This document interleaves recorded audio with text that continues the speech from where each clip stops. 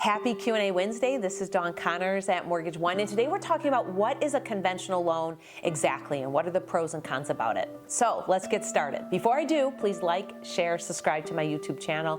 I put out videos multiple times a week all about mortgage financing. So on a conventional loan, a person can put anything from 5% to 20% down. 5% down, 10% down, 15% down, and 20% down. And if you're a first-time home buyer, you can put as little as 3% down. With the 3% down loan program, that's even better than FHA that requires a 3.5% down payment. When you have your down payment, each staircase or step, 3, 5, 10, 15, and 20, have different varying amounts of what's called PMI insurance. PMI insurance stands for private mortgage insurance, and it's a fee that you pay monthly because you don't have 20% down. So if you put 20% or more down, there'll be no PMI insurance, no private mortgage insurance. Otherwise, you'll pay this monthly fee so that it's like an insurance policy for the mortgage company, so that if you were to default on the loan, God forbid, the insurance company would pay the bank the losses that they sustained. So the PMI insurance varies, and the more you put down, the lower the PMI insurance goes. So if you put down 15%, it's going to be a lot lower PMI insurance monthly than if you put 5% down. The second thing you should know is credit scores are very, very important with conventional loans. It's important to have at least a 680 credit score, 680 credit score or better. And credit scores run in 20-point buckets. So 680 is one bucket, 701 is another bucket, 721, 741, and 760 and above.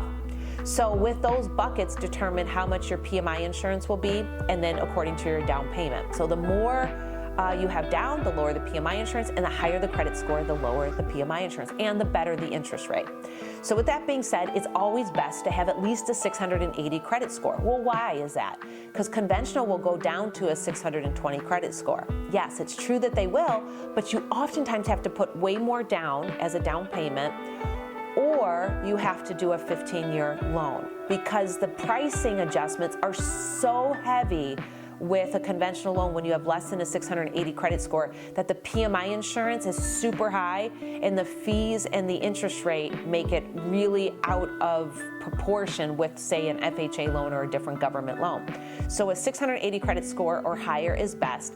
And then the other thing you should know with conventional is technically you don't have to have a credit score. If you can put 20% down, you have zero credit, no credit scores, you can also do a conventional loan. So that's pretty cool too. I have a client right now that was pre-approved. I pre-approved them to buy a home with zero down, with 20% down without a credit score, zero credit scores. And then I suggested to him that he add on his sister's credit card as an authorized user because it projects that he'll have a 780 credit score in 30 days. So he's doing that while he's looking for a house. With the 780 credit score compared to no credit score, he's going to have a much better interest rate. So that's the game plan. So he's pre-approved with no scores, and then he's going to have a really high credit score by the time he finds a house. So the other things that you should know about conventional financing is typically the sellers appreciate conventional financing over a government loan. And the reason for this is, number one, a government appraisal will stick with the property. So let's say that buyer number one is financing FHA or VA and they fall through and they decide not to purchase the house. Well, that appraisal's done. That appraisal will stick with the property for 4 to 6 months. So that next buyer has to use that appraisal in order to buy that house. And so that means whatever that appraised value came in for, the seller can't sell for higher than that unless the buyer's willing to pay the difference and come to closing with more money. Last thing is that PMI insurance goes away when you have 20% equity and can prove it by an appraisal. So for example, let's say that your loan balance is now $160,000. Let's say it started at $170,000 and it's been a few years and you paid down your loan balance and now it's $160,000. And let's say that when you bought the house, you paid $180,000 for it, but you get an appraisal done. The mortgage company will order and do that appraisal for you. And let's say the value is now $200,000. Well, you now have $40,000 of equity, right? Because you owe 160, your value is 200,000, giving you that 20% equity position. At that point, your PMI insurance can be dropped off without having to refinance. So those are the main things about a conventional loan. You can put as little as 3% down if you're a first-time home buyer. If you're not a first-time home buyer, 5% up to 20% or more. You do pay PMI insurance, private mortgage insurance, but it does go away when you have 20%. You can prove it by an appraisal.